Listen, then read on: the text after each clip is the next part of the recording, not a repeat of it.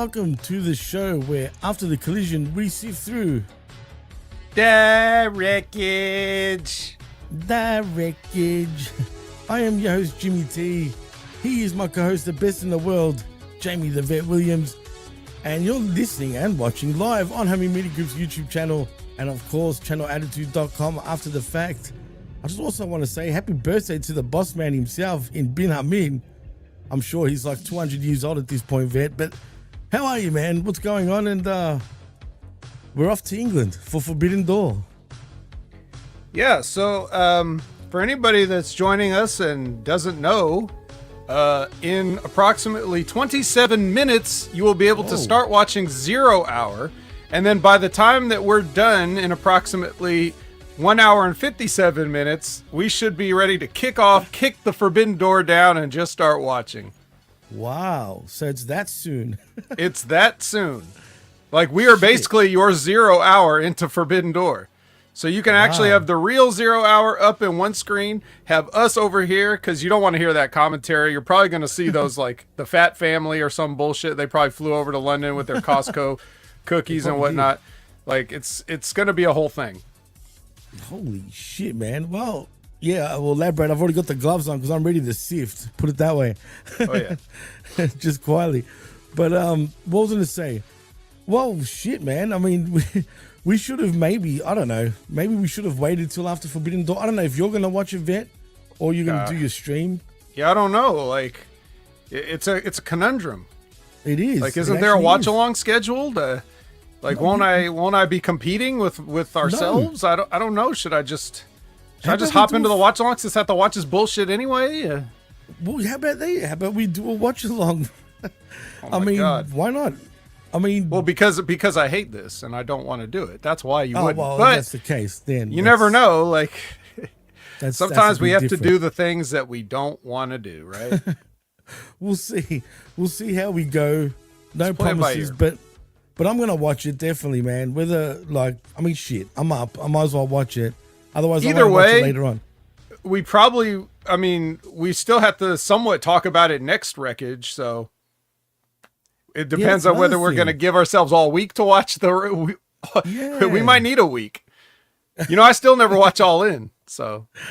Haven't you? Well, don't bother anyway. It's not no. like you missed anything. No. That's another thing, man. I mean, I was going to say, do we do a review right after this event, possibly? As a Wreckage extra? I mean, maybe. We got to see how we feel after sifting. We might be too tired. Yeah, that's I don't know. True. We'll see. Well, Liz says the watch along is scheduled for later tonight, so that means maybe if Brandon's going to do it, that means he'll probably be like watching a replay. So yeah, 100%. That is assuming it's not still going on by the time he's ready to start. I mean, he could be doing late start watch along. Look, I don't know. We got a show to do, Jimmy. We got to just do our show no matter what. So, well, we're here now. That's exactly right. Yeah. So we are doing the show. If I knew that was going to start that soon, I would have probably thought about. I don't know, man. This just came to my head now because I just remembered that it was in England. And I'm thinking, hang on a minute. You know what I mean? Oh, WWE announces live event this October in Melbourne. What the hell? In the news. Melbourne? I just saw. Yeah. WWE in Melbourne? Yeah, they're coming down to Melbourne as well in October. That's odd. That's the first thing that just came to my to my news schedule over here. So apparently, not only has AEW announced the show actually also in Australia just like a few days ago, but WWE, I guess, finally have listened to most of the events and have announced an event in Melbourne for the 15th of October. Now, I don't know if this is a it could be a house show, but it's called Super Show Australia in Melbourne on the 15th of October. It says here, TKO announced its return to Melbourne, Australia for the first time in 6 years at the Rod Laver Arena on Wednesday, October 15. Fans attending Super Show Australia will see their blah, blah, blah.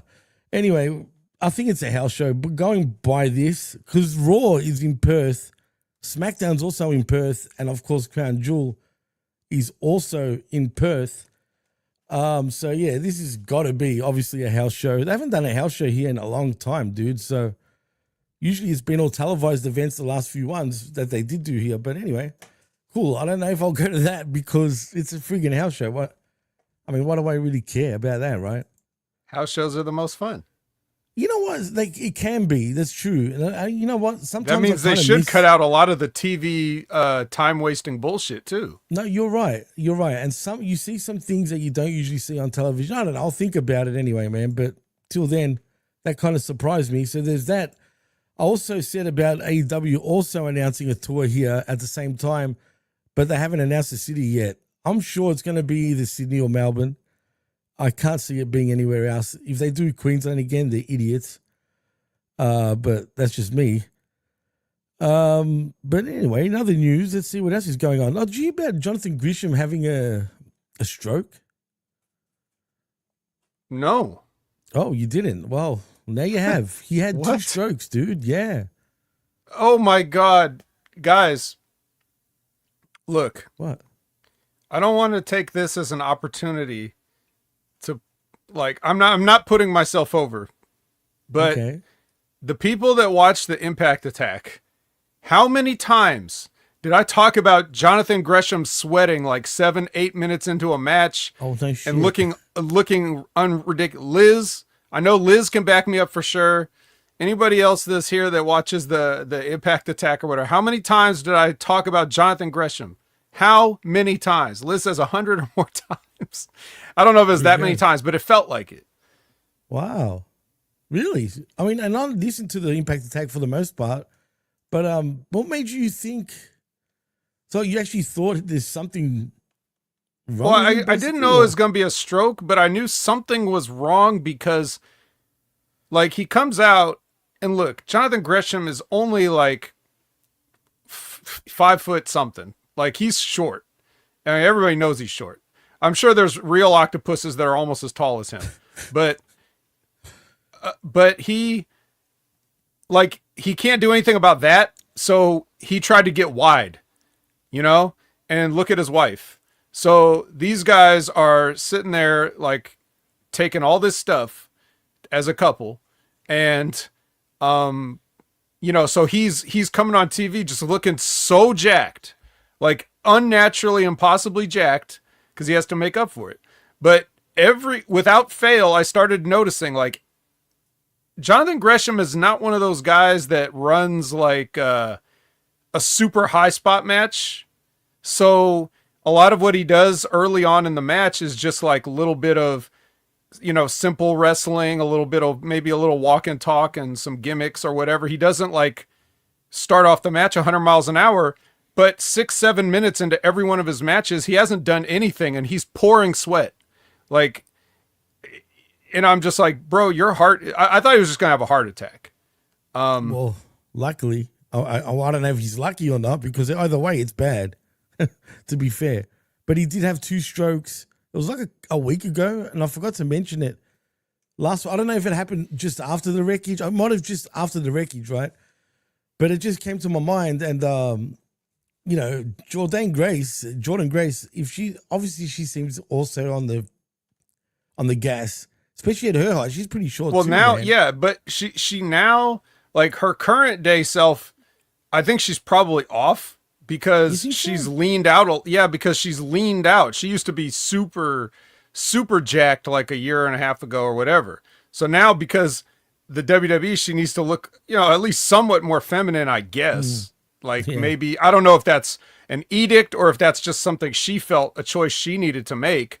But she's significantly leaner than she had been at like some of her points in TNA. So, like, she's probably, if she's not off, she's at least, reduced the dosage.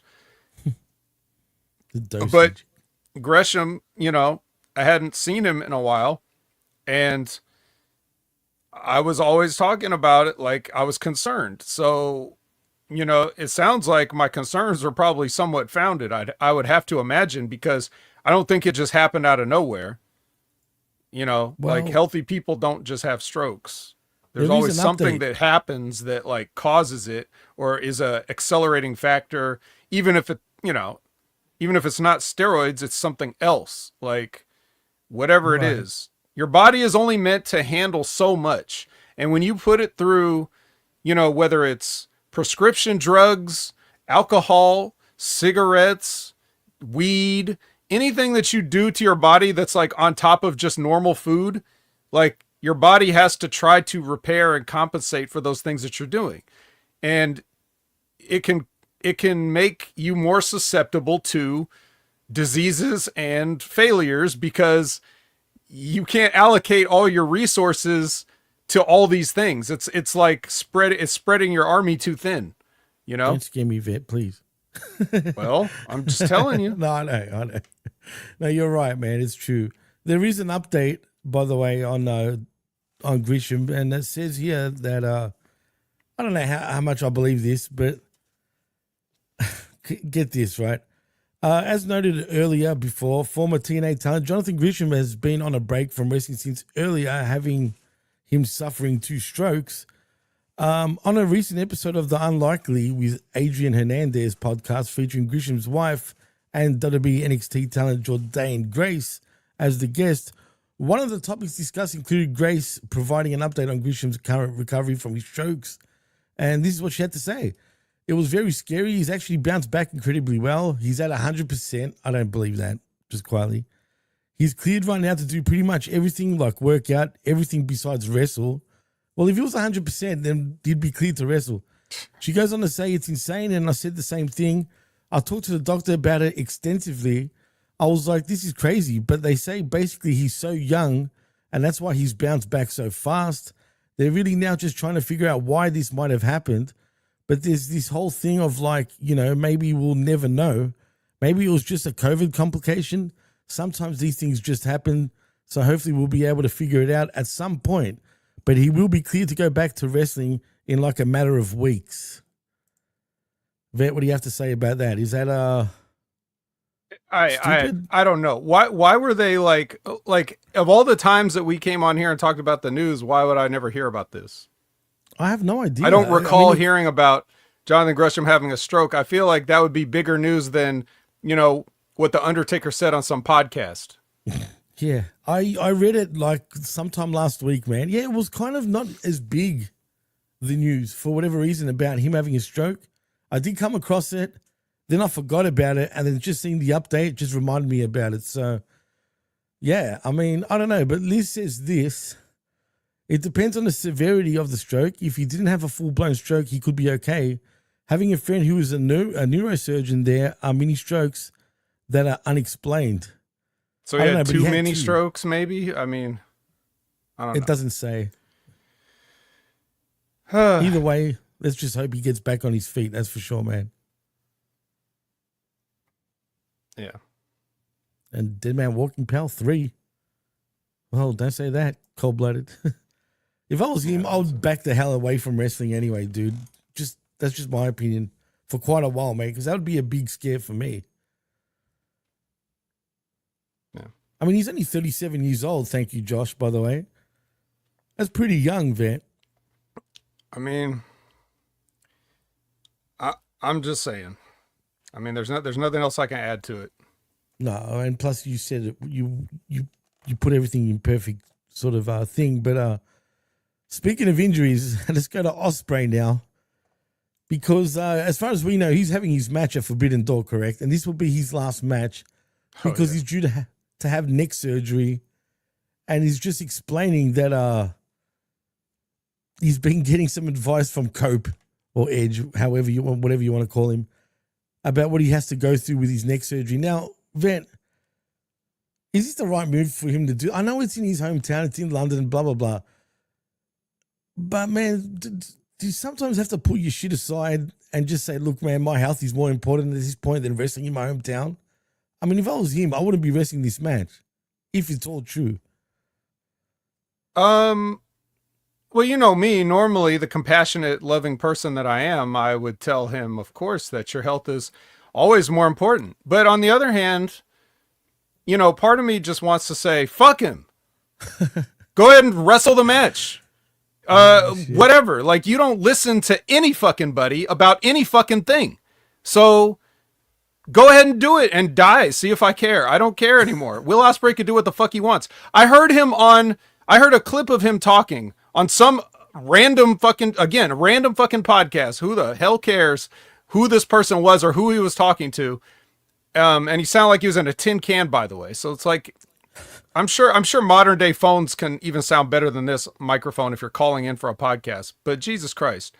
But what he was saying was like, oh, you know how we're going to talk about on the Dynamite thing. He said, he's going against doctor's orders.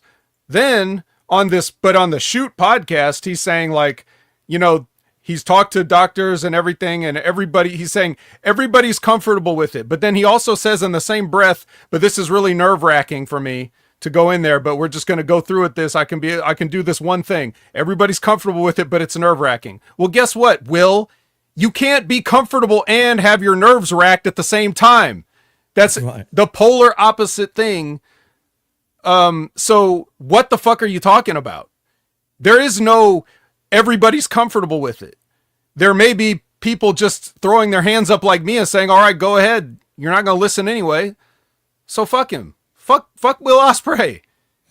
I mean, people like him don't listen until they're crippled. I'm sure there were people telling Dynamite Kid, hey, slow down, and get off the gas. But look at, so no, spend half your life in a wheelchair. You deserve it anyway, probably.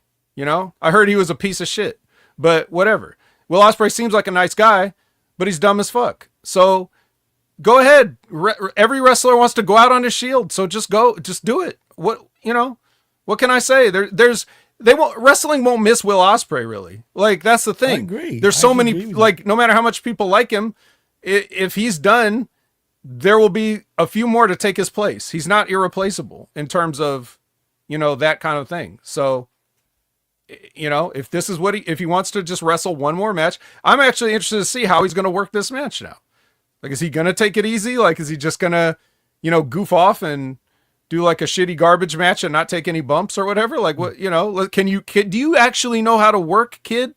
Like, you could prove it to us here. But something tells me he won't. I agree. 100%. You're already on fire, Vet. That's why he's the best in the world, ladies and gents. But and Revamp saying a compliment sandwich, but like, I don't even know if being a nice guy is a compliment. In the wrestling business, it's almost an insult sometimes. So it may be a triple burial sandwich, actually. Who knows? Yeah, but someone's got to tell him. I mean, who else in the podcast world is as straight up as you are? I mean, no one says it the way you do, man. So yeah, fact is facts, man. In other news, Killer Cross and Scarlett make a surprise appearance, so-called surprise. I'll throw my quotations up, at GCW Homecoming 2025, Part 1 event, that is. Now, GCW doesn't mean shit to me because WWE and GCW do a lot of work together. Mm-hmm. So I don't know what to think when it comes to this. Until he turns up at some indie friggin' place that's got no connection to WWE, then I'm convinced 100% that this is really a shoot. I'm starting to lean towards that now. He's probably is out of contract. But I don't know what's going on anymore, Vet. Anything changed with you, or we'll see what happens? Pretty much. I don't care. Yeah. I really don't care. And I don't care if anybody else cares. And I'm pretty sure they only went to GCW so that Scarlett and Shotzi can hang out because they're buddies. Right. Well, yeah. And again, GCW is affiliated pretty much with WWE, so it doesn't really matter at this point. But yeah, that's that. Any other news? Probably. Well,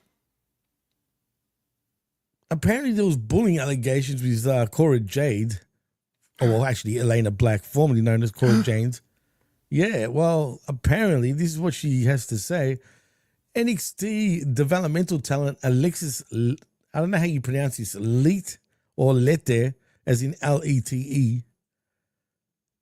Have you heard of it before? Who dat?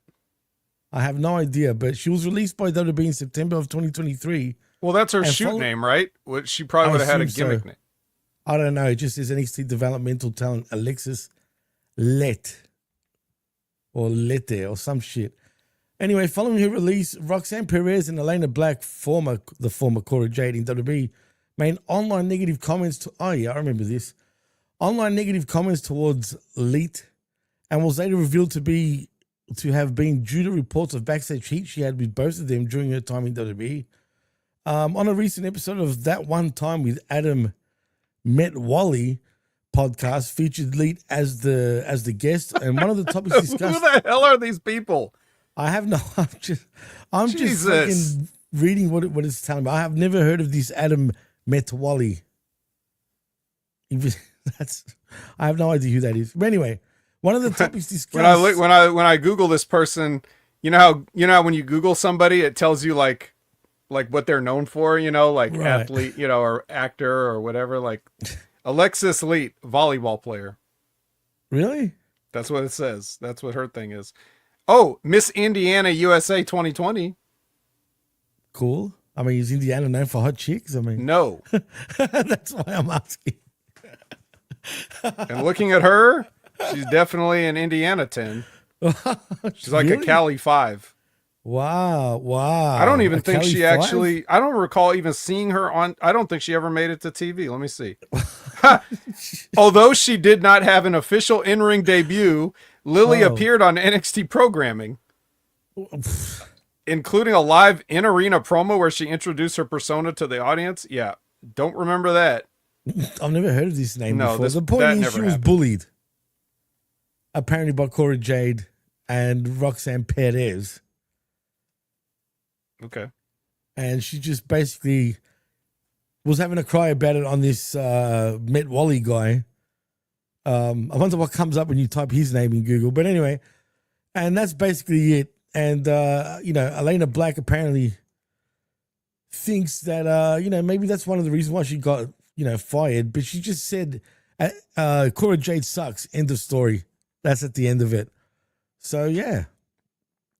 Well, apparently Liz depending on says- what she means, she could be saying that figuratively, like Liz is saying, or literally like other people have accused her of doing. So, hey, Well, yeah, stop being bullies, girls. That's all I'm saying.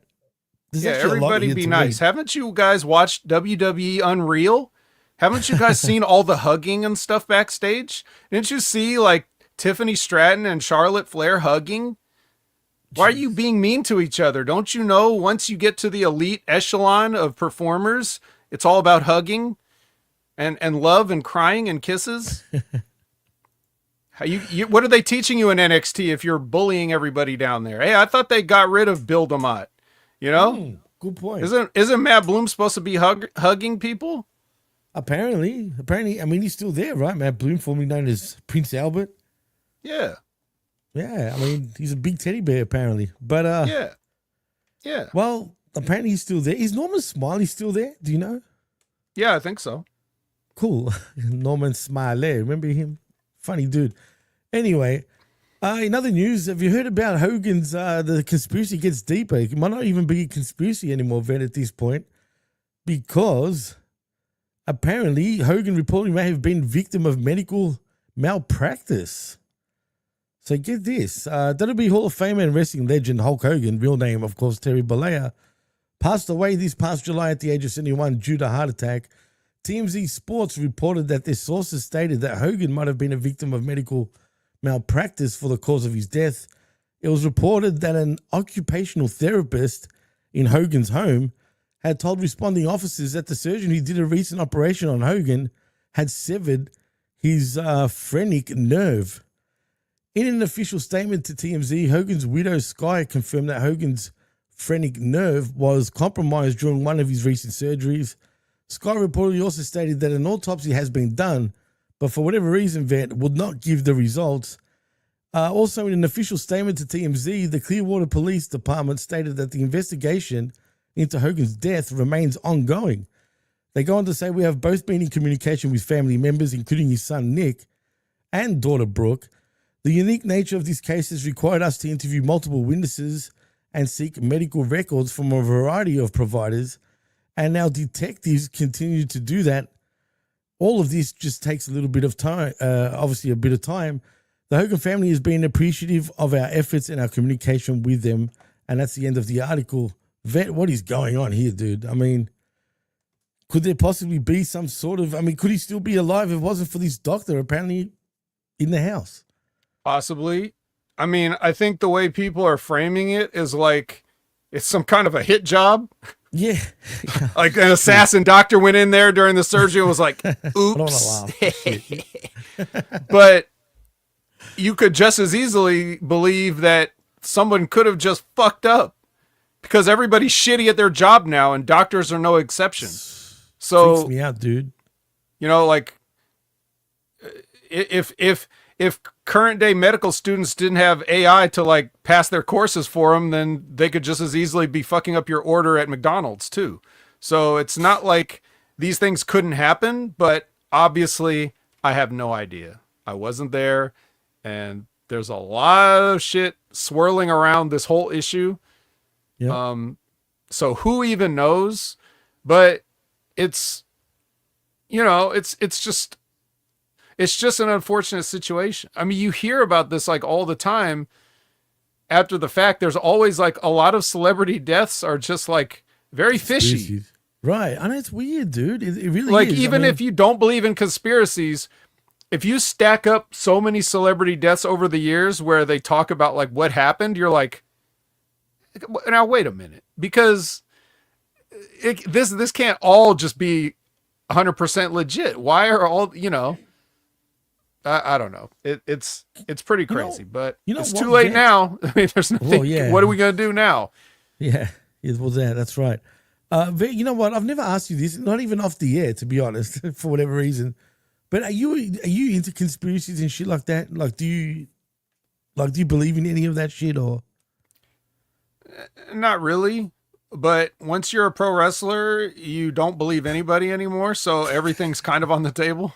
You have to kind of look at things and just go, I don't know, maybe. That's you got everything's answer. Like a 50-50, whether it's a work or not now. That's awesome. That is a perfect answer, bro. That is good. That really sums up the news, dude, because everything else is just meh. I mean, who cares about Greater Answers to Like a Prayer by Madonna on this week's Ring of Honor, which does pop me, don't get me wrong. It's kind of funny, that entrance. But still, I couldn't care less. That's the rest of the news. You know, there's nothing else to really point out. I've said all the major ones. So, Vet, I've already got my gloves on. Oh, I see. But they're fingerless. You might have to touch some of this. I mean, see, that's why I'll say it wasn't as bad. But then again, what's the point, right, when your fingers are still exposed? It's all the Illuminati, Charles. You know what I mean? You can go on, you can say all sorts of groups, Skulls and Bones, the Belays. I mean, we can go on and on, but anyway, we're not the conspiracy horsemen. That's more in Ben's wheelhouse. Mm-hmm. Well, but anyway, I'm sure he had a lot to say on it, and guaranteed. Yeah, as long as he can pull himself away from his cake. That probably 100%. Has a file in it and a bomb. It is weird though, Vet, that, you know, when it comes to celebrities, man, all of this weird shit tends to follow them, dude, in death. I mean, there's got to be something to it, but if there is, I don't know, bro. Yeah. Yeah. So, all right. Well, I'm contemplating something about this sifting. Okay. Perhaps we take a different approach. Tell me what you think, Jimmy. Please. What if we work backwards? Because I would prefer to end the Wreckage on a positive note. And we're not going to get that if we finish with Collision. Fair call. I agree. Let's do it. So maybe we should review Collision first. Yeah, but that wouldn't make sense, would it? I don't know. What do you guys think? Does that sound like something that could possibly happen? Let's be honest. Do we need to even talk about it at this point? Well, yeah, we could sign off now and have a short, a short Wreckage, but I'm just thinking. I mean, honestly, we can just give the results and say there's no point of even talking. Like you said, dude, let's go backwards, because one thing, I don't want to just be totally negative and just shit on shit. So maybe we'll just give the results, just give it a little 1-2-liners and breeze just through the Collision friggin' part of this show. Well, it's not that Collision was so bad. The problem is I really I really enjoyed Dynamite, the ending. So I'd rather like we can, instead of me tearing everything apart, maybe I can praise something and then we can end the show. Like we've never done that. It's hardly ever happened. So, I don't know. All right, let's try it. Anyway. Let's do it. Something different. Yeah, because to be honest, nothing on Collision really got a follow-up. Like it wasn't following anything up from Wednesday. Nothing, so dude, 2 different shows. It doesn't even man. matter that. No, that's what I'm saying. Is there any point of even really talking about it? Like in that sense, because they had nothing to do. One show was completely different to the other, dude. I look at it more like New Japan was Collision, sort of, and Dynamite was your typical AEW shit, right? I mean, that's what it was, essentially. Right. Well, Collision's going to open up with Don Callis, and he comes out and does this intro for Hechicero for some reason. And does Don, I'm not sure if Don knows that Yo Soy means I am, because he says Yo Soy Hechicero, and I'm saying you're not Hechicero, tú eres Don Callis. Why are you saying that? Why aren't you saying LS, or you know what I mean? Or what I don't understand. But anyways, or maybe it's just a rib, but anyway, this happens. No one knows Spanish there, let's be real. So it probably is a rib. But he said it in America too. This isn't the first time he said it. Case. I gave him grace the first time I heard him say it, but now that he said it again, I'm questioning it. So anyways, so we get the Callis family versus Skyflight and Hiromu. Mm-hmm. Didn't we see these pretty much? Almost. Almost, well, right. Hiromu hits the attitude adjustment on Rocky Romero to finish the match. And then Fletcher walks out and holds the belt up. So here's the match that we've got looking at, we could be minutes away from it for all we know. Cause like I said, in about, an hour and 26 minutes, Forbidden Door will kick off. So it wouldn't be on the pre-show this match, surely. No, but what if they open the card with? I bet it will open though. You're right. So,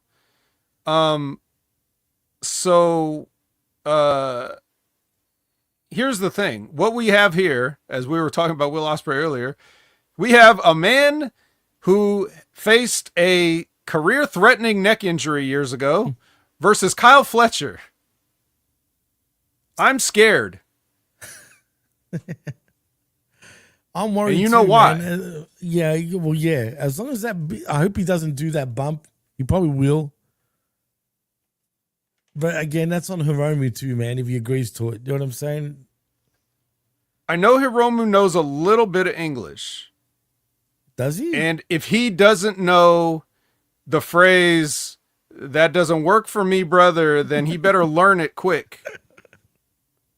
Just don't have Don Callis teach it to him in Spanish. That'd be funny. Yeah, I hope so, dude. I'm worried too, man, for sure. But because the thing about Fletcher, he comes across. Look, I know he's working and all that, but he does have this cockiness about him. Like he takes his shit he takes himself a little too serious. Does that make sense? I could be reading way too much into it, but I truly feel he thinks in his own head that he's one of the best out there to do it, man. Legitly. That's what worries me.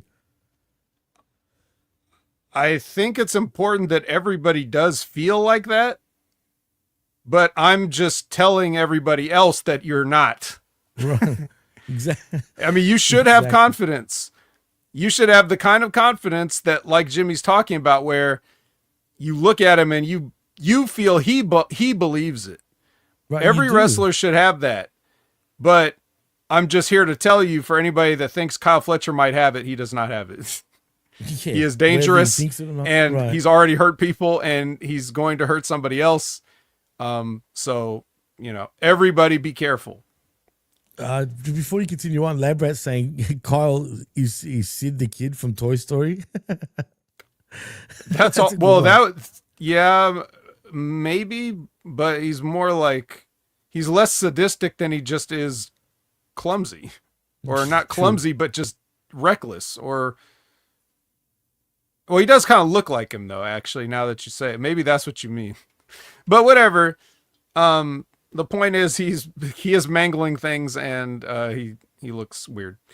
So, speaking of weird, they did another little vignette for Hook's return, and this one involved like a very Robot Chicken-esque thing where they took 2 action figures of Hook and had them sort of suplex each other. Jesus Christ, bro. I don't like this, dude. I'm sorry. I love Hook, but this is stupid, dude. What is he, a kid still? I mean, he's young, kind but of. like... Kind of. I mean, come on. Like, what is this shit? Whose idea is this? And I'm sure he's just a good kid that just says yes to everything, probably. Could be wrong. But I'm sure he's one of those types, you know what I mean? And Tony would be like, yeah, trust me, you'll be over, man. Like, you know, like, I don't know, bro. This is just dumb for me, but cool. Whatever makes him happy.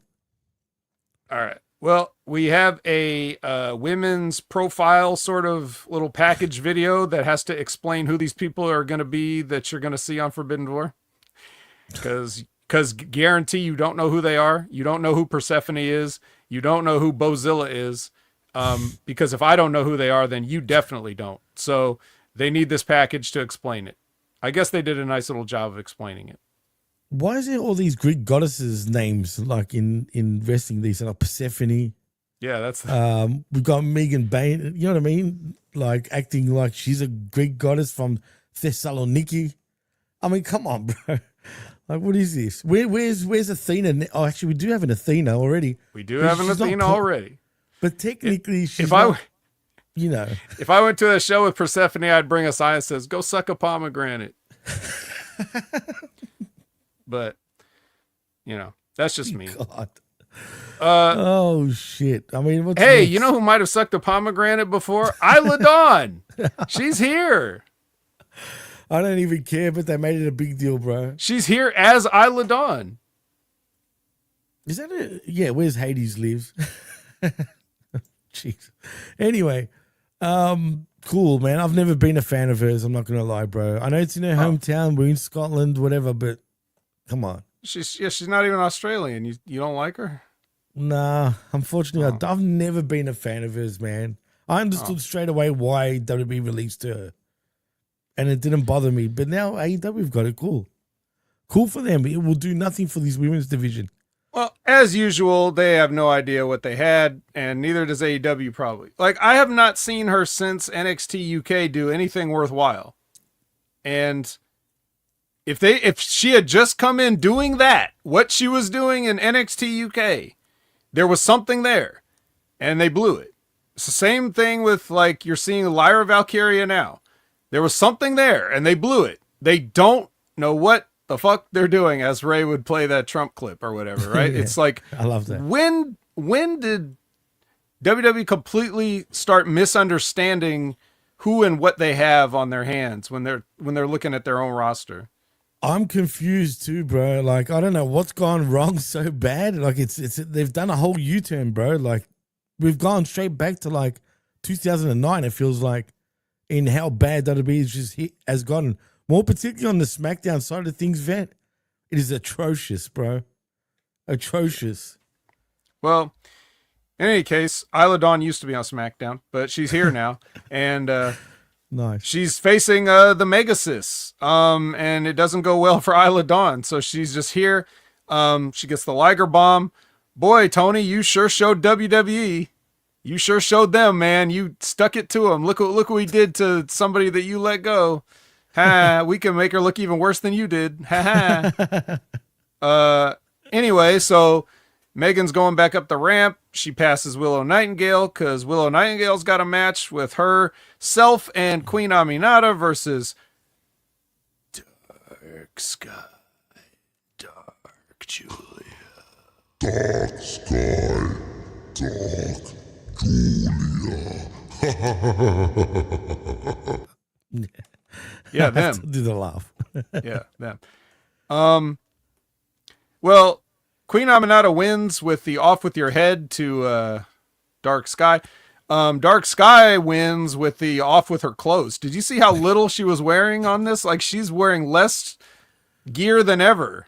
And I'm not complaining. Can I just say, no complaints. No complaint. And the week before, she had a bit of a, wasn't her fault, but her whole cake was showing pretty much. I failed to mention it last week. We both didn't mention it, but it just came to my mind now that you mentioned about her wardrobe and stuff and what she was wearing. I mean, dude, she just doesn't. But you know what I don't like about now, in all seriousness, these Dark Sisters, whatever you want to call them, are they just losers now? Or is that what's, I mean, they're doing nothing. Like, they're really doing nothing for him. And I feel like they could be doing something with these two women. I am a fan of both of them, not just for their looks. I think they've got potential. But for whatever reason, AEW just tends to, like, not give them nothing. Somebody must be upset. Must be 100%. Thank you, Prof. We've got a lot bakery time. It's bakery time, all right. All right. Oh shit. Yeah. Yeah, that's like Labras said, you know, just going off for looks, but at the same time, that's good enough. That's it. That's all it is. That's all they are at this point. Just I mean, I still barely watched it, but if I had watched it, I would have watched it. So anyway, so Tekla, Penelope, Megan, Harley, Statlander, all run down for schmozzing. And schmozzing, I like it. Yeah, they just, I mean, it's just hit everybody's music, awesome. You know, that kind of thing. Like, we just got to get all these women involved. They all made the flight here, so let's hit all their music. Time for schmozzing. I like it. Yeah, and Statlander cleans house, and the bad guys run away, so that's fine. Lexi is with Daniel Garcia and Fatty Magic. I wasn't listening. Platinum Open Challenge. They started to do his chant, but he looked like he was going to praise them, but then he said he couldn't understand them because of their accent. And his opponent, surprise, surprise, the IWGP Heavyweight Champion, Zack Sabre Jr. Yeah, that was cool. Were you surprised? Not really. Okay. I mean, I was, but I wasn't at the same time. I mean, it makes sense for him to make an appearance since he will be at Forbidden Door. But yeah, it was kind of surprising. I just laughed. I'm like, oh, here we go. He's gonna get tied up pretty much into a ball, and you know. But unfortunately, didn't Billy Gunn get involved here? Well, yeah. So after Zack Sabre, I mean, this is just a warm up. He's just got to do a little quick exercise, a little warm up for his big match, you know, at Forbidden Door. But yeah, kneeling Cobra Twist, I guess you would call it. I've never seen that before, but he did it. 2 minutes, 23 seconds. But then after that, you know, that jerk Anthony Bowens comes out and starts attacking Max because he's still a scorned lover or whatever, I guess, and just can't stand that, you know, like I don't know what he's mad about. It's not like Max is winning. He's also losing. That's what I'm saying. Dude, you guys are both losing. He's got to be a scorned lover, like you said. I mean, it's the only other conclusion we can come up with, right? I mean, seriously, what's his issue, dude? He's a loser. You're both losers. My God. So then Daddy Ass has to come out and, you know, separate the kids, you know, because that's what you do. When you're the dad, you have to come in the room and be like, all right, you guys, and pick them up by their back of their T-shirts and, like, you know how it is. Oh, no. This saying Texas is coming up with something big here. He's saying, watch Take a Shitter. I mean, I'm sure he means Takeshita. Cash in on Forbidden Door on ZSJ and do it Money in the Bank style. Now, if New Japan give him that, that's actually how you spell his name. So I don't know what else he could have done. Oh, it looked like it just the shitter part really emphasized for me for whatever reason. If they surely wouldn't, New Japan surely wouldn't allow this to happen on their pay per view, on an AEW pay per view this time. I mean, if they do that, you might as well just. Anything can happen in the NJPW. Well, if they do that, they've got anything nothing. Will, because they're completely, you know, lost it right now. But yeah, it's over. It was nice. It was nice for a while there. I still can't believe Takeshi is your G1 champ, bro. Like tournament winner, man. It's still bizarre to me. Yeah, unless. Yeah, just no, I don't. It's bizarre, bro. Yeah, whatever. You know, in Japan, the fans in Japan absolutely lost their shit about that. They weren't happy about it, man. Apparently they booed him out of the building too. That's interesting, considering their other choice was Evil. Yeah, which they also don't everyone like. hates Evil too, bro. The amount of heat he's been getting from the Japanese fans as well is crazy, bro. Wasn't it one stage I used to love Evil, bro? Oh yeah. What's happened? Like, what's happened now with him? Well, they needed him to take all the fun stuff away. Everything is evil, as he says. He used to be the cool. He used to have the coolest catchphrases. Yeah, he had the cool robe with the cool scythe, and he had the finger laser things. And remember, he doesn't do that anymore. No. Oh, No. House of Torture. The name House of Torture is in reference to their relationship to the audience. They're torturing you with boredom. They get all the worst wrestlers and have the worst matches with the most boring, everything, and DQ finishes and stuff. They just basically piss everybody off, which is good in the sense that if anybody half-ass believed in wrestling anymore, they'd be doing their job as hated heels. But but in today's modern ironic society, if you're not being entertaining, then they hate you. That's what makes you a heel, if you're not being entertaining. So if you're not tap dancing if you're not tap dancing and clowning around and juggling flaming chainsaws and all this other stuff, then you're just a piece of shit, and everybody should everybody should hate you and let everybody know how they feel about you on social media all the time. Isn't Evil married to Kairi Sane by any chance? I think them two are together, bro. No. It's Io, I think. Oh, I know he's with one Kyrie's of the married to some civilian, I think. Oh, okay. I heard that he was with Kairi, man, and that's why she originally went back to Japan. I have no idea. Don't quote me. I could be wrong. I probably am wrong. But that's what I heard anyway. No, it's Io. Io and Evil are the married couple. Interesting.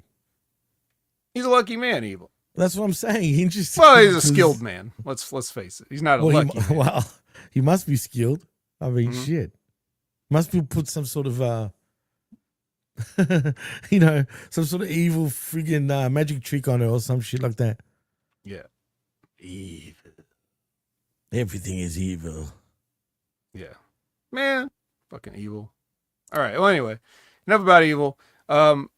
So this thing happened, and I was like, a bunch of stuff was happening. I didn't feel like writing it all down, but basically, it was something about Statlander and Harley Cameron, and she went in the male extras locker room, and like, I couldn't understand what they were saying because I was fast forwarding and I couldn't hear them because other people were talking to me at the time, and I was like, but I'm not going to rewind it to catch what I missed. But basically, something happened where Jon Moxley came out and gave like one of those, those like bags with a zipper that you put money in. Usually, I know exactly what you're talking about. Like a pencil case. He gave one of those to Chris Statlander. Why though? I don't know. And she a prostitute? Claudio was there. Like the Death Riders were all there, and Harley Cameron was sitting there with her stupid mask, and everybody was just, so I don't know. I didn't want to summarize it, so I just said whatever. Honestly, I'm sure nobody really minds. It was on in the background for me, but I wasn't paying attention to it. It just did, you know what I mean? But it's either is he a pimp now? Could it be that? Yeah, probably. Oh, Labrat says Harley was going to get Statlander's money from the bag. They told her next week. Okay. But from her winning last week. Is even a thing, man? I don't know. Like, you can't, like, it's stupid. Like, anyway, like, who cares? He means bucks, by the way. Oh, money for whatever. All right. I don't even recall when this freaking story started. How did this even, do you remember this? The only thing that matters in this whole thing is the fact that the Death Riders are trying to recruit Chris Statlander for some reason. That's it. That's all that matters. Okay. So we'll see. This is just another layer of the story. If you say they don't have stories, don't tell me they don't have stories. There's a story going on right now where Jon Moxley is looking like he's being very nice and kind to Statlander. Yeah, weird. But I do remember now. Do you remember there was times where, like the Bucks would help and all that shit? Yeah. I'm assuming it's money back for that crap and all that. You know what I mean? Sure. Obviously. Like we all forgot about it. Why don't they continue this? Yeah. I don't know. Forget it. Stone Pitbull versus Takeshita. Good match on paper. Yeah. I mean, it was a fine. It's a fine match. If you watch the G1 and these guys were fighting, it would probably look similar to this anyway. They had a nice match, but you know who's going to win. So Takeshita wins with the Raging Fire. Next is Big Bill versus Mark Andrews, also known as Mandrews, but not anymore. They don't. He doesn't say that anymore. Wait, is that who I think it is? Yes, it is. The bald motherfucker? No. Okay, don't worry. Never mind. It's the guy that used to be with Rockstar Spud, and that's then he formed a tag team with that Flyboy, whatever his name is.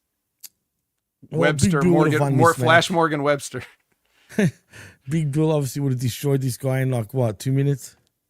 It took less than that, and he used a black hole slam, which is weird. Abyss? Yeah, why? Why did he do that? I don't know, man. I mean, they had something with Big Bill for a bit, even with Big Keith. I actually started finding them too entertaining at one stage. Mm-hmm.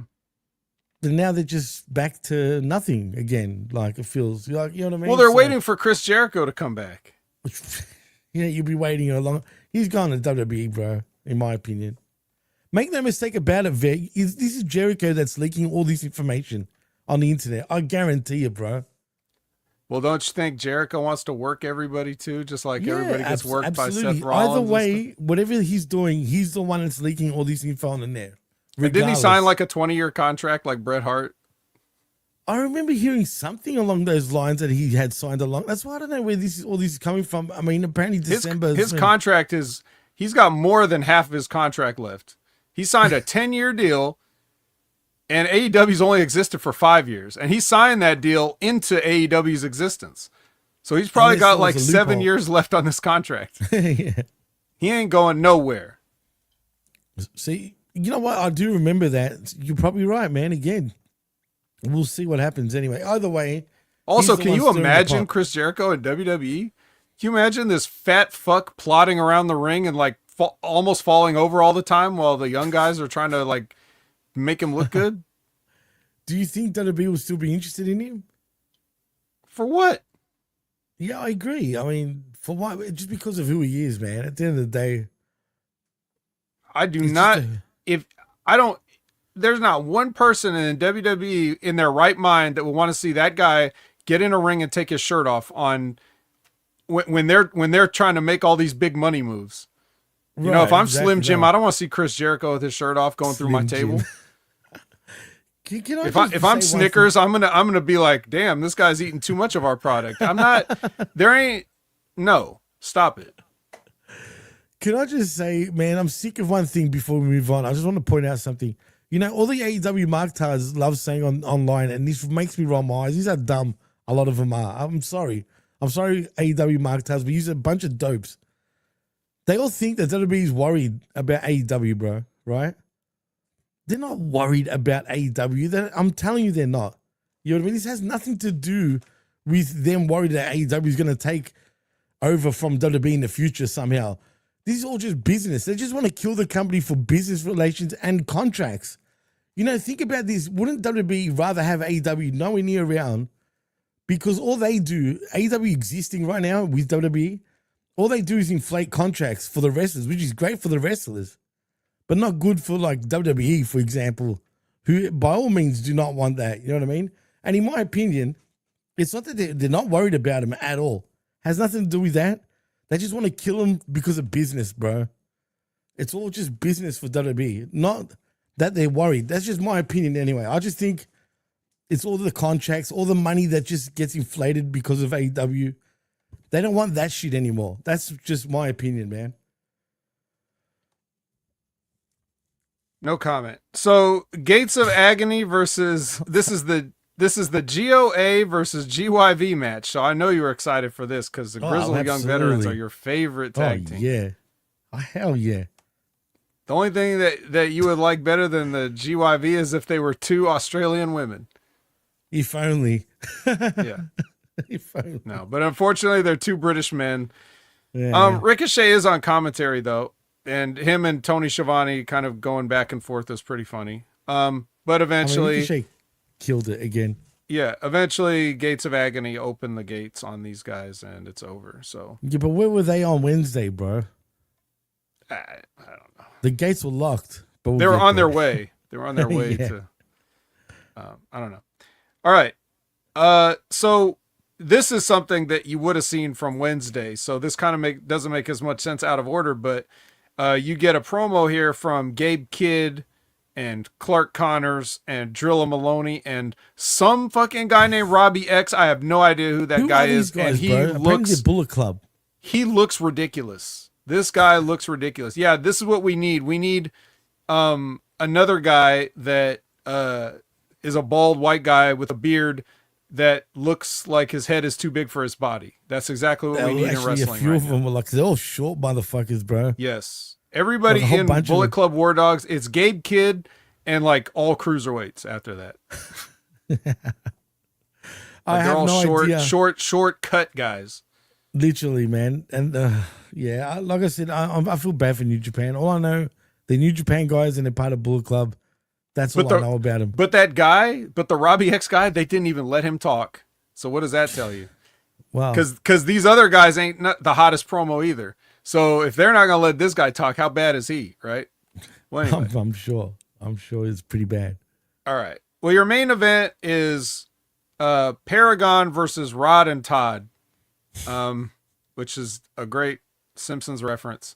But you know, this match was I was just watching this like, get this PWG shit the fuck off of my screen, bro.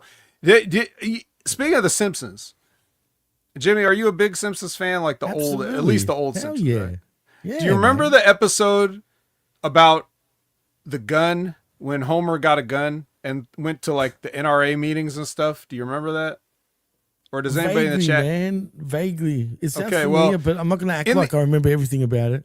In the episode, Homer had like, started carrying a handgun and he was ridiculous. Like when he's like walking around the house, he's like, instead of turning out the lights, he's just shooting them out.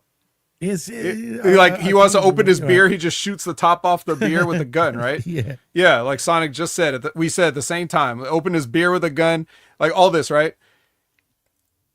Is that what the Young Bucks are like at home? Like, do they just super kick everything? Like when they go to open the fridge, do they super kick it open? When they come inside and they close the door, do they super kick the door close? Do they super kick the shower nozzle on to take a shower? Like God. They super kick the toilet seat up when they got to take a shit. Like what? I mean, why not? I'm just wondering. They But probably I couldn't help practice but think of that. Like it felt like that Simpsons episode, just watching this match with like everything is like a super kick. And that's coming from a guy that already knows that these guys do a super kick. Like they do 500 super kicks in a match. And I'm still like, this is a lot. So whatever about that. They know that for sure, man. I mean, come on. They haven't do it on purpose at this point. But like Josh said, super kick the toilet seat flusher. Everything. Just instead of kissing your wife goodnight, just super kick. Just knock her out. Put her to sleep. Yeah. Oh shit.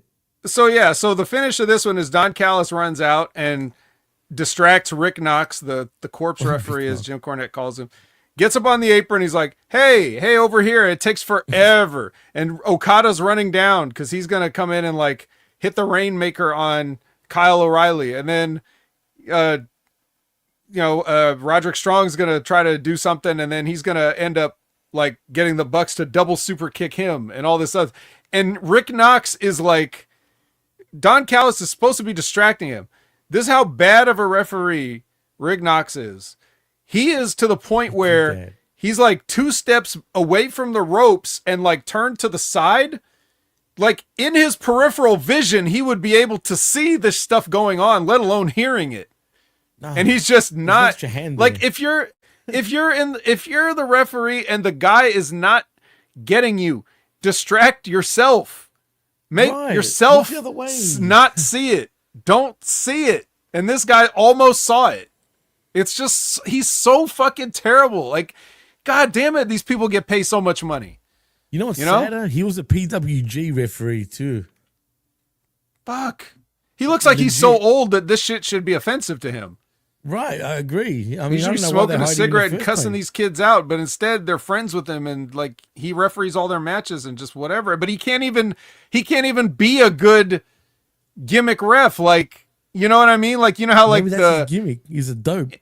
in Lucha Libre, you know how like there's like a heel ref sometimes, or Yeah, it makes me you know, you had laugh, the right. Danny Davises and the WWF, or You got the cartel ref, the fat one. Do you know what I'm talking about with the suspenders? He wears suspenders. yeah, just like this guy is absolutely useless. Do not be the best ref. Come on, Josh. But can I just say, have you noticed, is there someone missing amongst these superstar, all-star referees in AEW? Where's Rimsberg been? I don't know. I just thought about it now, man. It just popped in my head. I'm thinking, you know who we haven't seen talking about bad referees? Where the fuck is Rimsberg, dude? He's gone.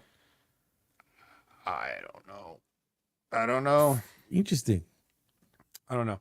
I mean, for all I know, he could be there, and I just don't pay attention. But then again, like every time he's there, I feel like he distracts me, and I'm like, oh my god, this guy. So he has not been around. Can you tell us in the chat if if we're correct wrong? us if we're wrong that he has not been there.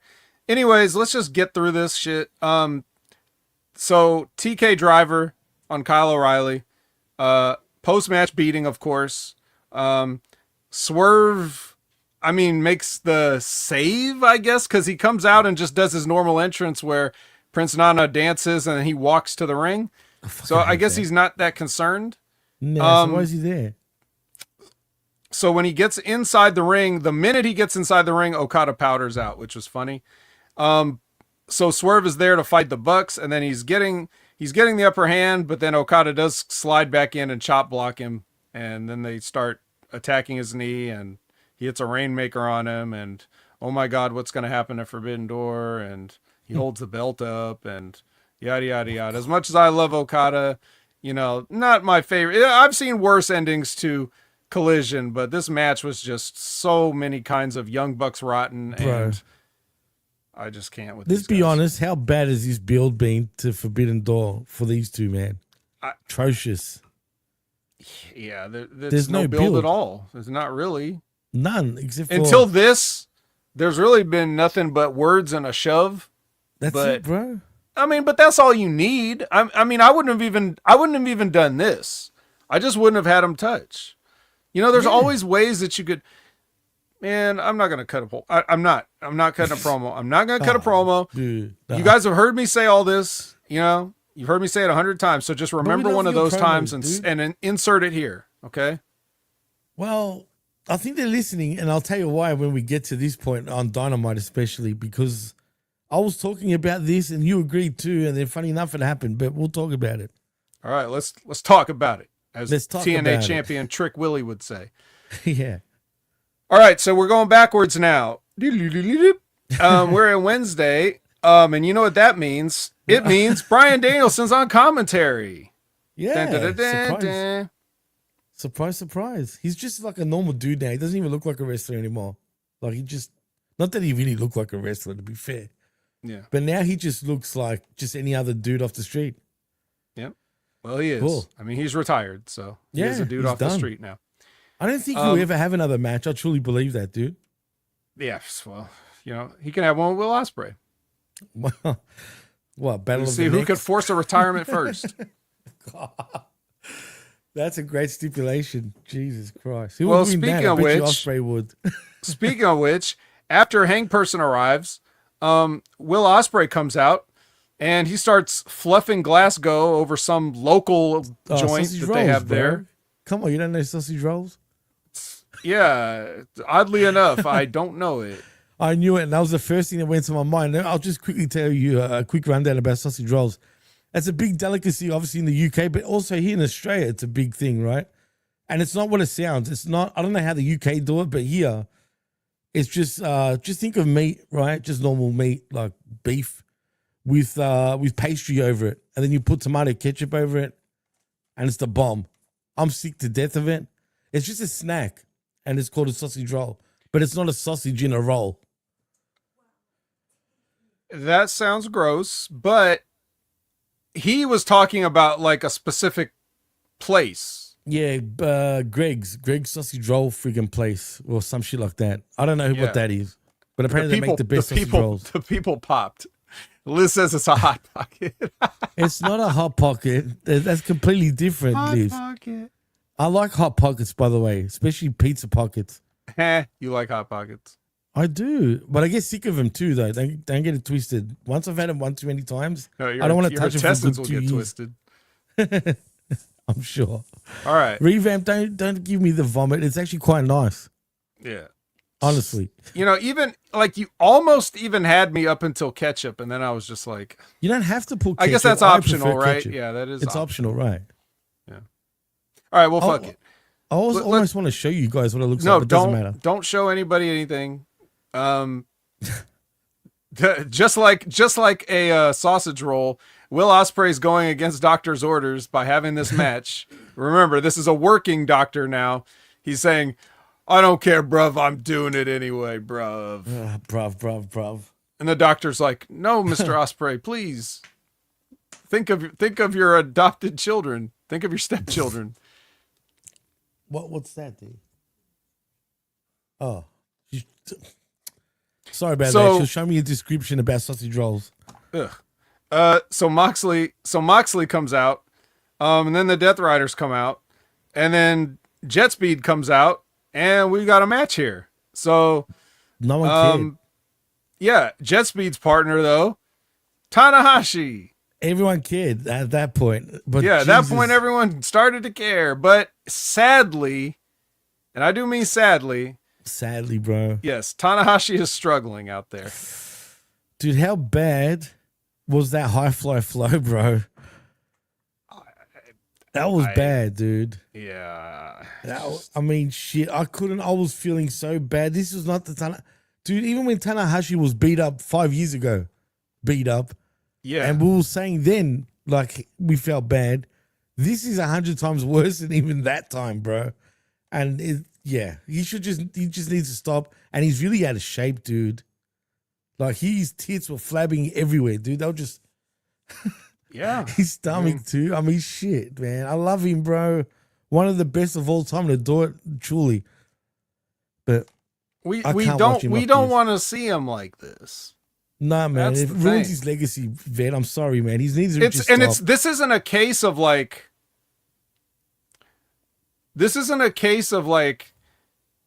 Tanahashi's lost it. It's a case of like You his can't body do it. broke down. Right. Like he knows exactly what to do still, but like he rode it too hard and the wheels fell off. Like quite almost literally, because his knees are gone, his back is fucked. Like he's every time he does offensive moves, he struggles to get up off the mat a little bit. It's like you just want to stay there, like just lay down. You're like, Yeah. So like if he had not gone so hard for so long, he could be this age and still putting on, decent matches, but it's just that, he needs a full body transplant. So Jesus. He does, though, unfortunately, man. I mean, he still looks as elegant as ever with his hair and shit, but yeah. It's sad, bro. It's Josh sad says, to see. will Tanahashi end up worse than Angle? I don't think so, because Tanahashi's never had neck problems. Thank God. So if Tanahashi could get time off and get some like replacements, he might have a nice quality of life. Because I don't think he has the nerve damage and shit that Kurt Angle has. Well, I read a while back, apparently he's got young kids. I didn't know that, right? Because he's very private, man, about that. Yeah, because believe it or not, people still try to kayfabe over there. Well, yeah, exactly, right. And Crazy. he was saying in an interview that he struggles to play with his kids, even, man, like just to get on his knees. So it makes me wonder, like, why the fuck are you still wrestling, dude? Like, you know what I mean? Just, you're a legend. You've done everything you've accomplished. Dude, I remember WWE wrestlers used to mark out when they met him, dude. I remember seeing a specific photo of Triple H looking like he was marking out when he met Tanahashi, bro. No shit. You know what I mean? And we know that Triple H is a big fan of Japanese wrestling and whatnot. But he truly looked like he was marking out, bro. that's that's the legend you are, man. I mean, just for his own sake, just please, man, just stop, well, I mean, stop he for already did. He's already on the John Cena thing, so it's right. I mean, we already know he's not going to do it much longer, so it's just Still, man, it's hard to watch, bro. But we watched it, and Marina Shafir tries to cheat in this match, and she gets ejected, and she doesn't want to go, and Will Ospreay helps her to the back. And then the War Dogs come out, and this is why, they had a promo on hello, Byron Cutler. What's that? Is that a picture of Julia? Yes. Well, it is. this guy knows how to do it. Thank you for joining us, Brian. Yeah, War Dogs come out. Will comes back out with a body bag. He's carrying a body bag with presumably a body in it. In the ring, Tanahashi hits the aforementioned high fly flow on Yuta. Then the heels use the heat back move, but then the conglomeration comes out, and then the ops come out, and then it turns out that it was Darby in the bag the whole time, and then there's another schmoz. It's a schmozzy. It was a schmozzy week, I'll tell you that. And schmozzy week. Darby does a coffin drop off the mezzanine on everybody. While no one was looking towards him either. Did you notice that? They had their backs turned to him, bro. And he just, boom. Fuck it. Just do it. Yeah, just, same thing. Same thing to, same thing I said to Will Ospreay. Fuck it. Just do it. Do whatever you want, Darby. You can't talk to Darby. He just got to do it. He doesn't listen clearly at all. Yeah. But, after all that, just hit Will Ospreay's music, I guess. I don't know. I don't know whose music to hit. Just hit Will Ospreay. Dude, I said the same thing. The guy that didn't wrestle. Dude, I said the same thing. I look at D, I kid you not, bro, and I'm like, why are they playing Ospreay? They should have been playing Darby's, really, right? Yeah, or Tanahashi, or anybody. Or Tanahashi, yeah, but yeah, Ospreay it is. Yeah. Well, that was that. It's Cope time. And that is in relation to not only is Adam Copeland coming out, but it's time for us as an audience to cope with this bullshit we're about to see. But wait a minute. This is the part that I was talking about earlier when I said about we spoke about this. Do you remember I was saying to you, I think a couple of weeks back, I go, if I were them, do not change Christian. Keep him as that prick, that asshole. It'd be a funny dynamic if you have these two like that. Well, that's exactly what they did, Vet. Mm-hmm. Are they listening? No, I think Christian was just going to do this regardless because he knew that was the only thing that should happen. Right, absolutely. I like that too, but continue. Right.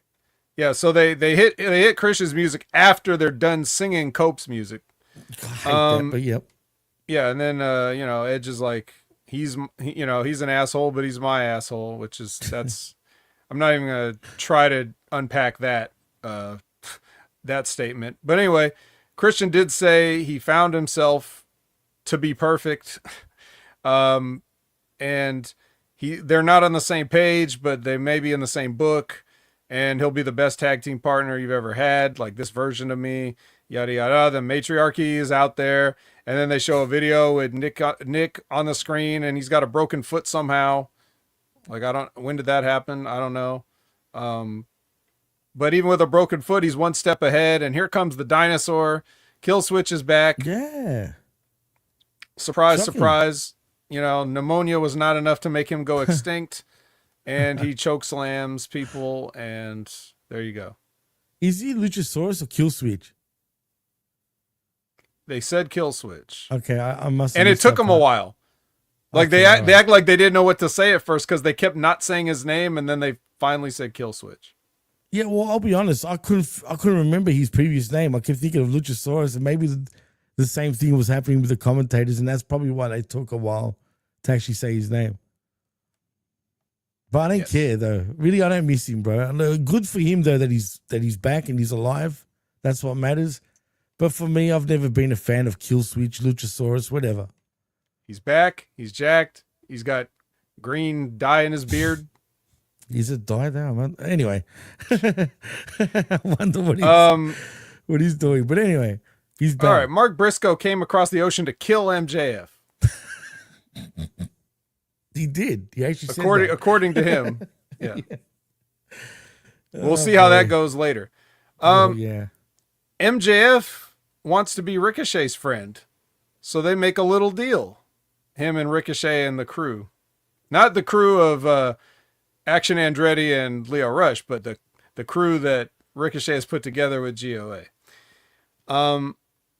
And now we get to the tag team tournament finals of FTR versus Brodido. Before you continue, I wanted to say a quick thing about this. Halfway through the match, I had a thing that I wanted to get Sprite, right? I just wanted Sprite, a can of Sprite. So I went to the gas station halfway through this match. I didn't even drive there. I actually rode my bike there, right? So I rode, got my drink, whatever, come back. I felt like I took a little bit. And I said to D, just tell me what happens. Don't pause it, right? Just tell me what happens. I come back, bro, and the match was still going. I'm like, wait a minute. Okay, is this match still going? And then it just finished. I'm like, no way, man. Went to the anyway. Continue. All right, so we'll explain why that's significant. Right. So, they start this match with Stokely. I mean, they'll start it. It's not like ding ding and then this happens, but like towards the early part of the match, Stokely hits Brody with the sling that he has on his arm, and apparently there was a pipe in it. So it busts him open. So he hits Brody with that. So Brody's bleeding on the outside, and they start working on him. He makes a lukewarm tag to Bandito, because they're doing a double heat, which means that they're going to get heat on Brody King first, and then they're going to get heat on Bandito, and Brody King's going to make a hot tag later. Even though when they're trying to get heat on Bandito, he stays alive by bumping them around a lot. So basically Bandito's tossing FTR left and right, but yet he's supposed to be taking heat during this portion. So there goes your psychology out the window.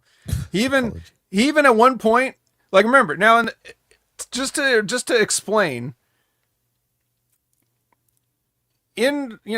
sorry to wrestle-splain to you guys, but when you get heat in a match, that's the part where the babyface is supposed to be selling, and it's supposed to be dangerous, and you're supposed to think he could lose at any point. Now, everybody is smart enough to know that he's going to make that big tag, and everybody's going to get excited, and, the babyfaces might save the day.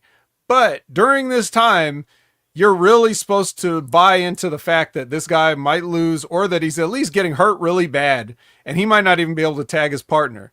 So during that portion of the psychology of the match, at one point, Bandito gets over on Stokely and gets that mask back that he stole and had been wearing. So he had enough time to do that. In the time when he's supposed to be selling, he actually got over on the manager and got his mask back too.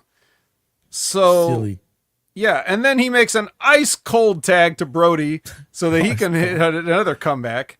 And at this point, they're talking about 5 minutes remaining. And I'm like, oh, okay. So again, when it's convenient, there's a time limit now. Of course. I don't recall them announcing it. No. I guess we were supposed to know all these matches had a 30-minute time limit. They always have, Jimmy. It's just that none of them went that long. Oh my goodness. Do wins and losses still matter in this company, by the way? Maybe. Well, actually, we're not going to find out in this match because as time expires, Cashson goes flying through a table. And we don't have a winner. It's a draw. So it doesn't matter if it's a win or a loss because we don't get either one. I swear to you, I walked in as that happened.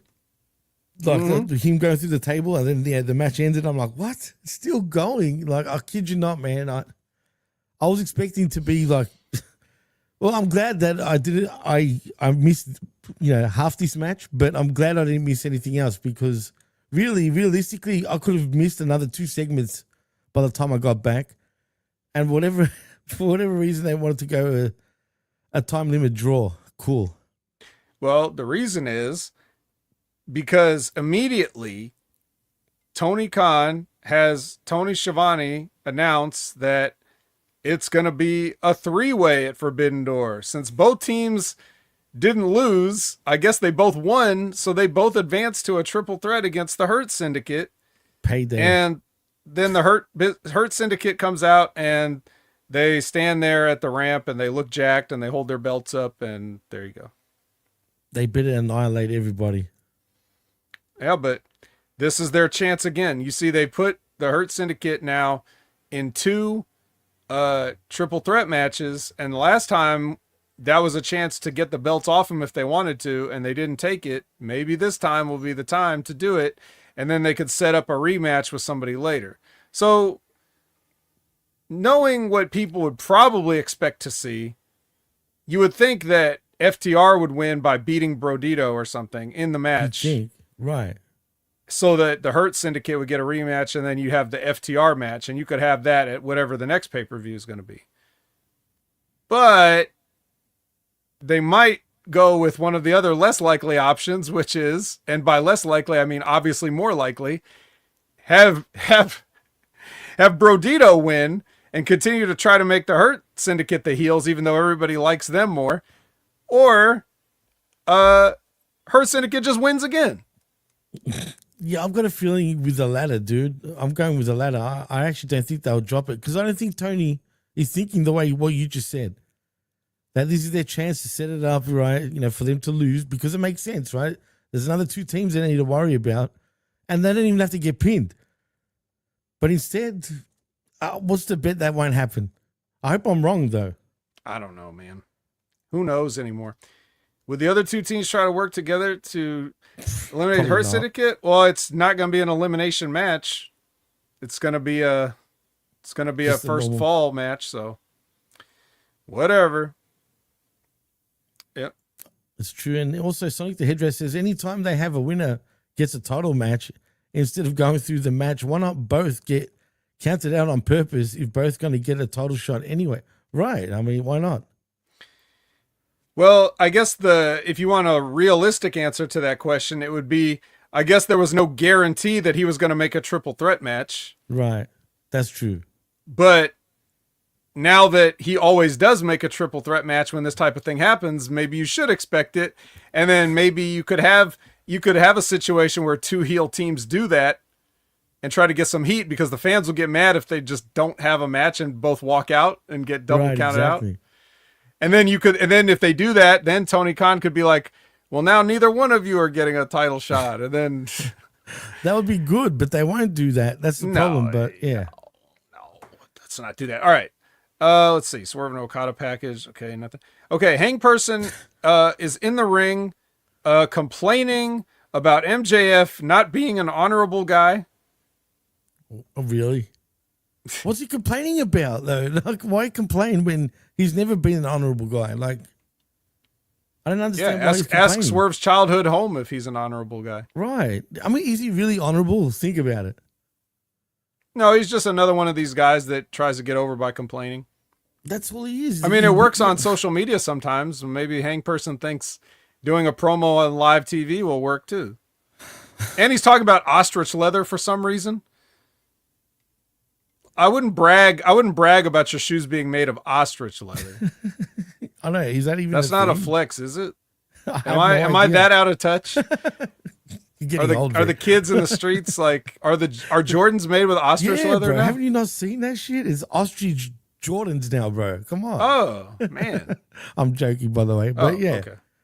You know what I mean. Right. But fuck, it must be in. Ostrich leather is in.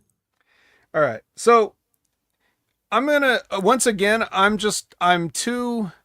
Look, I had a long night at work. I'm hurting. I'm old and I'm fucking tired. And I work with fucking children, and I can't get too fired up about this. But I do want to say that what I'm about to describe, even though I'm going to do it calmly, okay, like it's still one of the worst things I've ever seen, and it's everything I hate. But I've already cut so many similar promos in the past. I would just please advise you to do your best. Remember your favorite fired up vet promo of the past, of the greatest hits, and pretend I'm doing that now. And so Shivani gets on the microphone and says, I'm being told MJF has a camera. Oh God, I know this is just, yeah. Well, he has a camera, all right. He also has a Mark Briscoe, and he's tied up, and they pour gasoline on him, and they say, meet my demands, or I will burn it down. So here's his demands. Number 1, title can change hands on a disqualification. Number 2, title can change hands on a countout. Number 3, he doesn't have to use his contract. So he still has a free shot after this shot. And he's going to Hank Person has till the count of 5 to agree to these demands, or he's going to set Mark Briscoe on fire on live television. And the only thing about this that I will give any sort of the mildest, tiniest bit of credit is only that it's a callback to a guy that committed arson in the past. So it's not like this just came out of nowhere. He's using Hangman's own actions of the past against him, saying like, we'll see if it works for me like it worked for you. I was going to say the same thing, by the way, there, Brett. You're right. Yeah. Well, I mean, but it's wrestling, right? It's just wrestling. Don't take it so seriously. You know, if AEW still had their version of Unreal, that was airing on TNT, like way before WWE was doing it. Remember how they had one and the WWE copied it? Remember? So, but yeah, WWE's not worried about AEW. They just copy everything they do. So they did that. And then, remember, if they had something like that now, then we could talk about the production meeting where they discussed like, oh, so we'll just have Mark Briscoe tied up and we'll threaten to murder him, and that'll be great. And that'll be good heat for MJF, like we could see that. Literally. We could see, and then we could see the hugging later. Like afterwards, we could see Hangman and MJF hugging, and talking about, man, that was really good. And Mark Briscoe could get up out of the chair and hug MJF and say, I thought you was going to do it. I thought you was going to do it for real. Like we could see all that. If only that AEW, if only that show was still on, but right. I mean, shit. Damn. That's television, folks. Come on. And you can put on HBO Max too, like 5 episodes. HBO Max right there. Didn't Little Brooks Jensen set Darby on fire? I don't remember that. Well, Lil Brooks got set on fire. Remember, because he was slathered. His pants were slathered in that that flame retardant gel. And so was his whole body. Like his hair was dripping wet, but it wasn't water. It was like this clear viscous liquid, not the usual one that he's used to being covered in, but like the fireproof one. But that happened in a hardcore match. That's perfectly fine. But you can't just grab a guy backstage and do it for no reason. You can't hold a guy hostage. And why is Tony Khan okay with this? Like if he's Johnny on the spot by saying, oh, we're going to have a triple threat tag team match for the titles, but he just sits there and watches this whole thing, and then Hangman agrees to the demands. He's like, well, I don't know. So it's like going back to the Moxley thing. It's like this guy committed attempted murder many times. Does the AEW champion just outrank Tony Khan, the owner? Like, does having the belt just put you above everything? Does he do they have the meetings with? Is he above David Zaslav? Well, like, does he call the shots at WBD now? Like, he does. Unless somebody's about to get lit on fire, then he's got to do what they say. But other than that, he's running the entire company. I mean, and also this brings up a point. If that doesn't make you fear for your life, I mean, I don't know. Oh yeah, would. No. I'm glad she said that, because I actually have that written down here.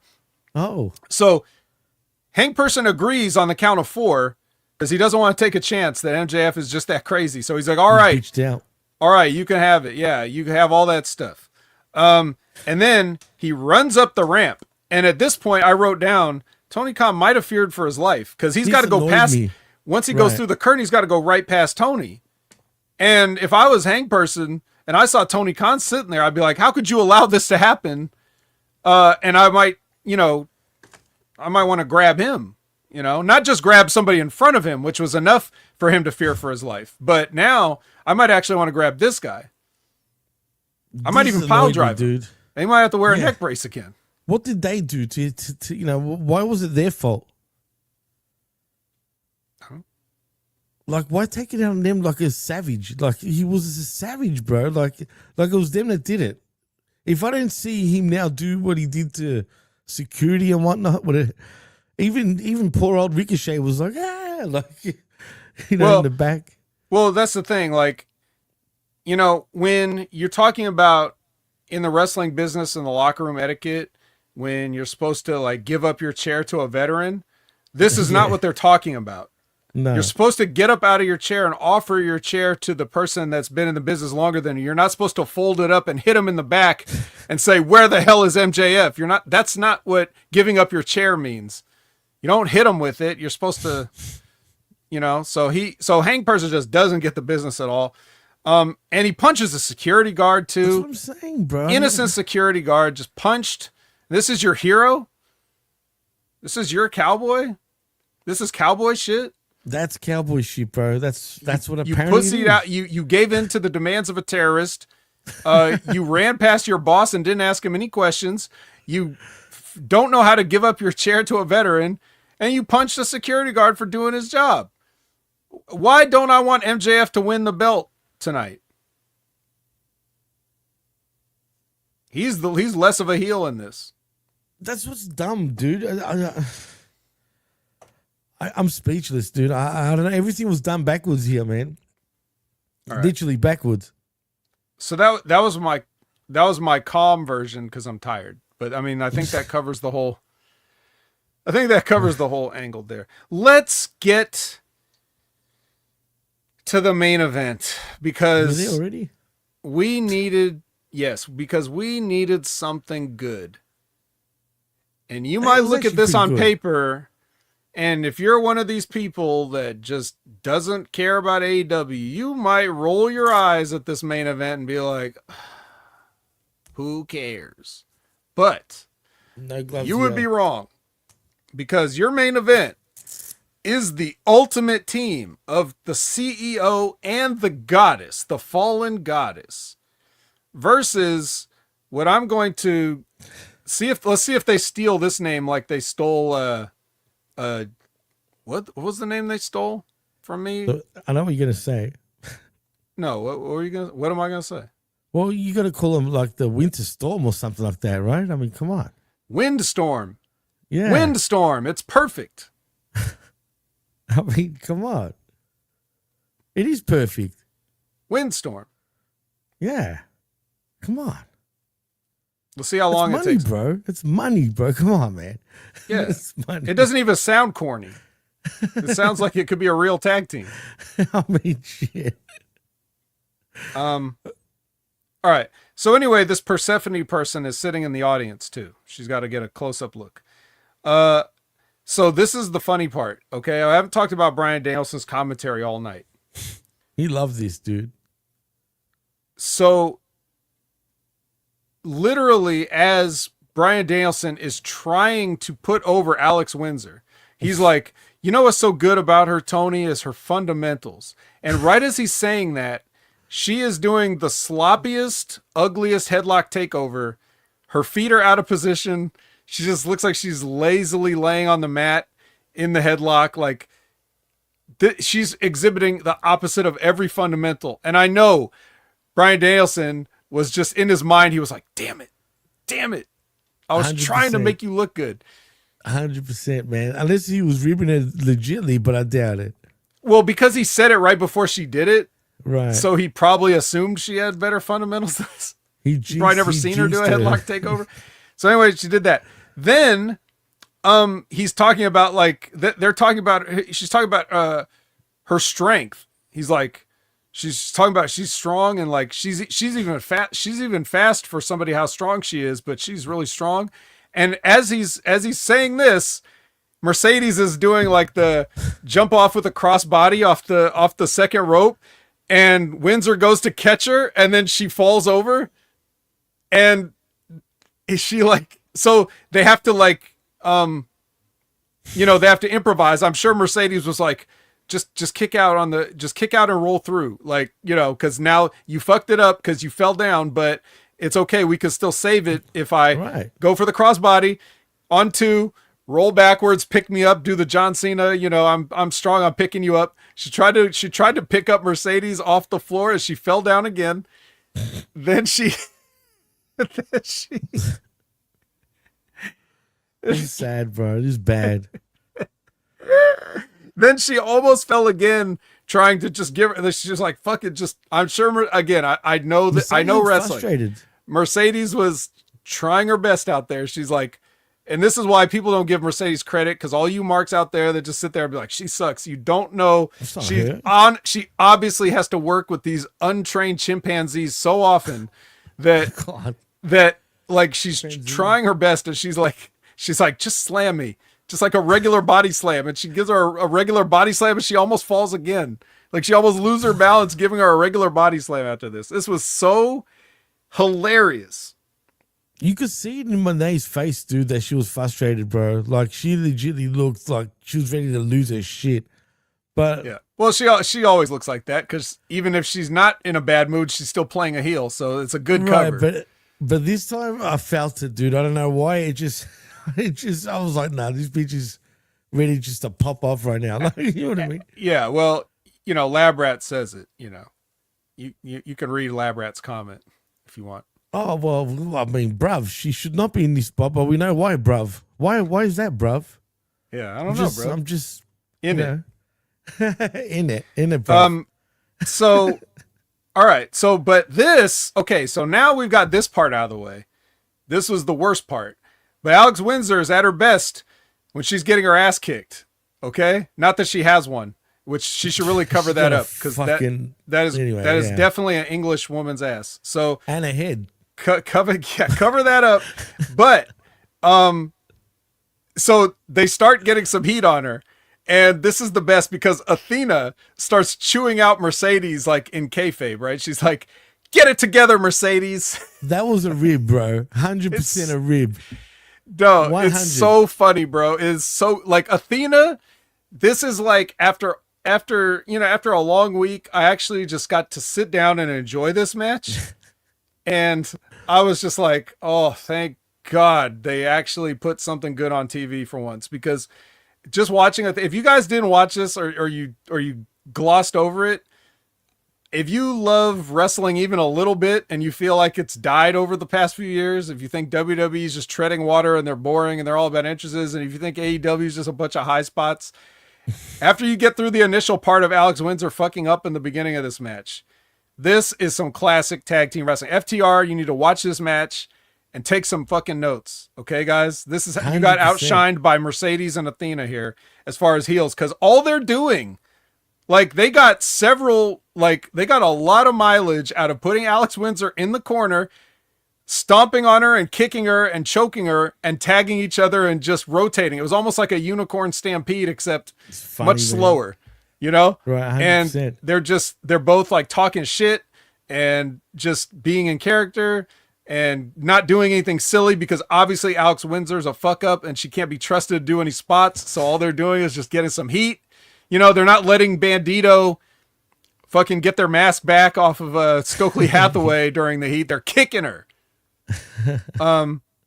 So then they even have like, oh dude, seems like a small thing, but Athena even got a fish hook in. She was like, she's like grabbing her fucking mouth, and I was just like, oh, like to like a wrestler, that's just like it's almost like a salute.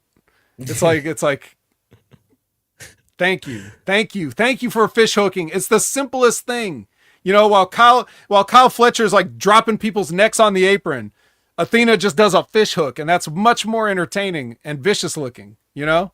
Fundamentals, bro. Again, right there, like literally, less is more. You know what I mean? And it looks more devastating, like you said. It looks more real because you're fish hooking, literally. But again, tell me that was not a rib. That was a rib, 100%. There's no way Mercedes knew that was coming, bro. And you know why she did that? Because of friggin' Winter being how pathetic Winter has been. You know what I mean? And that's the rib. You know what I mean? So because if you saw her face, she wanted to laugh, sort of, bro, but she was trying not to. You know what I'm saying? So I laughed at that spot. I'm thinking, oh, for sure, that's a rib. And yeah, Athena's just on another level, bro. The more I watch it, the more bruv. I love it, bro. For real. She's on another level, Bruv. Yeah, while your flabby girlfriend is in here blowing spots. Dude, but anyways, she's I don't find her attractive at all, dude. Like, hey, everybody can't be perfect. But so, well, anyways, they give a warm tag to Tony Storm. Tony Storm comes in, gives Mongolians out to everybody, which that's a rib, but it's funny. 100%. I can see RJ City in the back being like, you know what move nobody does anymore? A Mongolian chop. Like, can you do a Mongolian chop? You can see him doing that, right? Like, dude, I give him so much more credit than I don't think people realize how funny and good he truly is, bro. If he's allowed to be him, he's actually quite fucking hilarious, dude. Yeah. But here's where they made another mistake, because I think having 2 sets of heat in this match was a mistake, because it wasn't long enough to need it. They should have just kept Alex in there longer and built the tag to Tony to be a hotter tag. Right. Because Alex Windsor's comeback sucked. I mean, she almost fell down again during it. Like, she tried to kip up and she almost didn't make it. Like, she almost fell back down on her kip up. So, anyways, so they should have spent more time on getting that tag, building that anticipation for the tag to Tony. But yeah, they didn't. And, so she got the sharpshooter on Mercedes, Alex Windsor did, who Mercedes was not legal. And then the referee Aubrey is trying to tell her she's not legal. And Alex Windsor's like, huh? And then here comes Athena with the O face. Boom. 1, 2, 3. So there you go. Also, right before that, she picked up Tony on the stairs and just gave her a pile driver and started cackling like a comic book supervillain. And that I saw that on an Instagram clip earlier too. So that's been going around. Pretty good. Good finish. There was a couple things in the match I didn't like, but that just shows you how, like, if you've got entertaining people who know how to do their job, they can take those mistakes and make you forget about it, because the finish was hot enough that none of that other stuff that Alex Windsor screwed up mattered. No, do you think? I wonder if if she had a cry to Ospreay like later on. Oh, fucking screwed it up, bruv. Yeah. You know what I mean? She doesn't have the excuse of having a broken neck. Well, that's true. That's true. Good point. But you know what? She shouldn't be involved in this main event. In the main event, freaking part of the women's division anyway.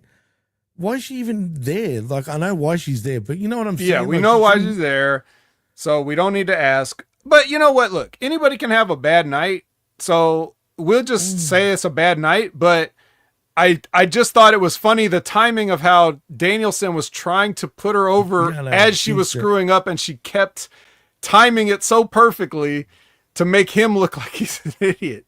But that's just like a stars aligning type of hilarious moment that you just don't often get. But it.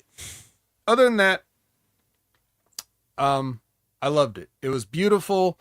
And I'd much rather end the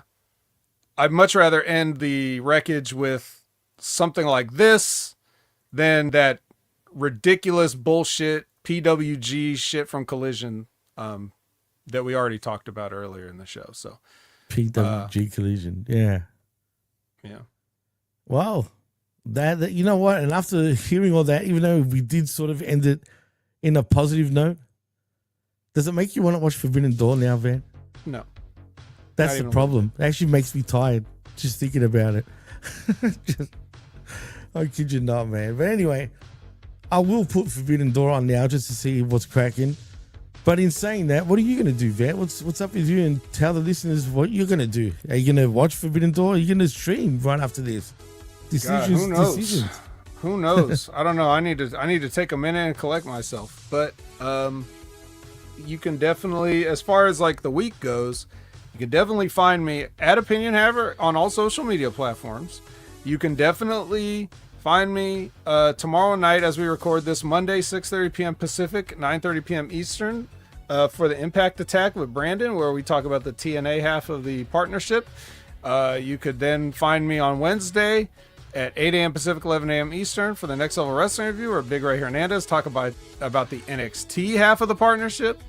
You can definitely find Wrestling with Rick Rogers every Friday at 9 a.m. Pacific, noon Eastern, and ask him questions. You can definitely find the Stevie Richards Show every Friday with hot, fresh new episode straight out your mama's kitchen, not like Red Velvet, but actually good, with the best wrestling show on the internet.